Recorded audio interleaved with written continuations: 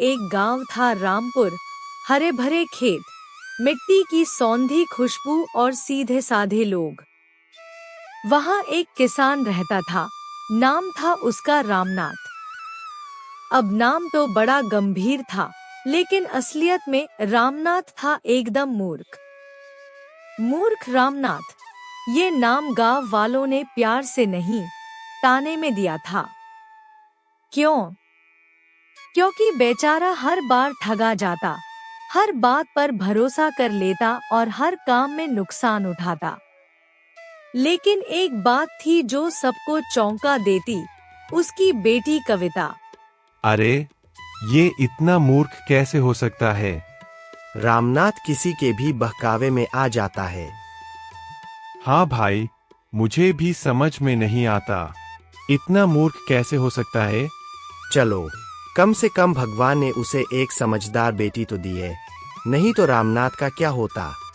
भगवान जाने, और भाई भगवान की भी क्या माया है।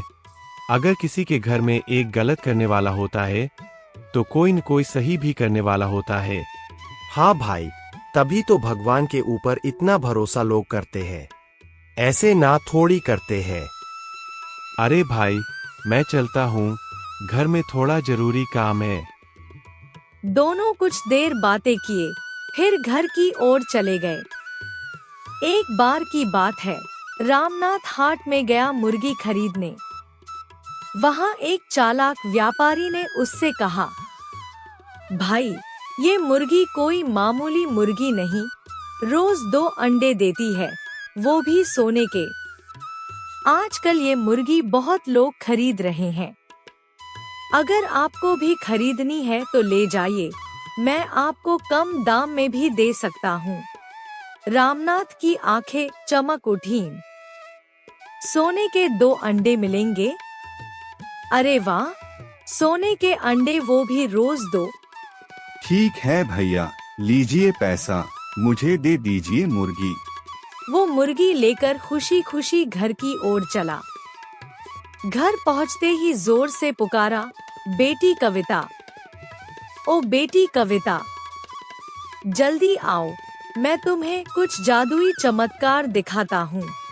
कविता ने मुर्गी देखी और चौंक गई। अरे बेटी, आज मैं बाजार गया था, मुझे वहाँ से सोने के अंडे देने वाली मुर्गी मिली है। बाबा, ये तो साधारण मुर्गी है, सोने के अंडे देने वाली नहीं। आपको मूर्ख बनाया गया है। अरे पगली, अब तू देखना, हम अमीर बनेंगे और अच्छे अच्छे कपड़े पहनेंगे।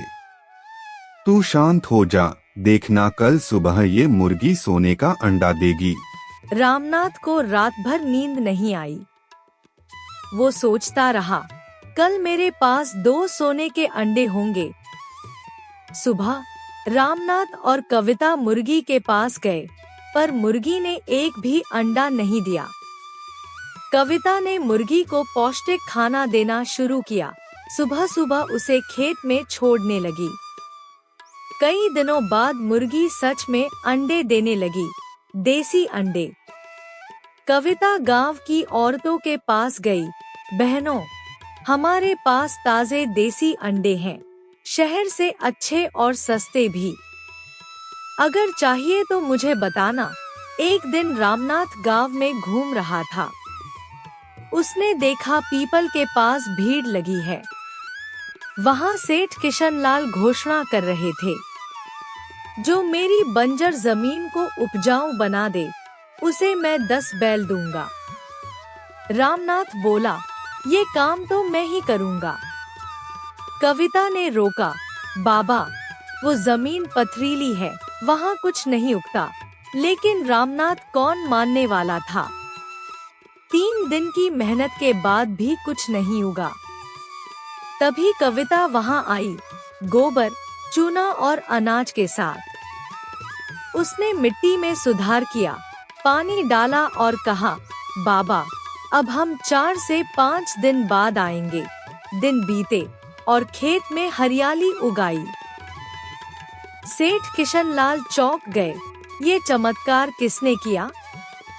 रामनाथ ने गर्व से कहा, मेरी बेटी कविता ने। सेठ ने 10 बैल और कविता को सोने की अंगूठी दी। कुछ दिन बाद महाराज विक्रम सिंह ने घोषणा करवाई, जो मेरी पहेली का सही उत्तर देगा उसे 100 स्वर्ण मुद्राएं मिलेंगी। वो क्या है जो दिखाई देता है पर छाया नहीं देता? कोई पानी बोला, कोई सपना, कोई भूत। रामनाथ बोला, ये तो छतरी है। कविता हंस पड़ी, बाबा सही उत्तर दर्पण है। कविता को दरबार बुलाया गया। राजा ने कहा, तुम बहुत बुद्धिमान हो, क्या तुम मेरे मंत्री की परीक्षा पास कर सकती हो? ऐसा कौन सा पेड़ है जिसकी छाया नहीं होती? तुलसी का पौधा। ऐसा कौन सा पानी है जिसे पीते ही प्यास बढ़ती है? समुद्र का खारा पानी। ऐसा क्या है जो जितना बांटो उतना बढ़ता है? कविता, ज्ञान। राजा ने कविता को अपनी सलाहकार बना लिया और रामनाथ को खेतों का अधिकारी।